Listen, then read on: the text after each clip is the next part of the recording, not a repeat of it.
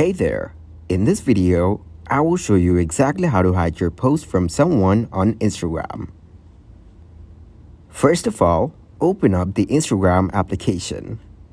Once you get into your Instagram account, tap on your profile icon from the bottom right corner. Then, from here, tap on Menu from the top right corner. It will take you directly into your account settings. So now, scroll down in Settings, and you will see an option that says Limited Interactions.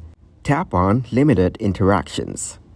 Then, from the limits, if you feel like you're being harassed, you can temporarily limit unwanted comments and messages. You can limit unwanted interactions from here by tapping on Continue. You can put limits on recent followers and accounts that aren't following you. Or you can specifically put the limits. Thank you very much for watching, and don't forget to like the video and subscribe to the channel.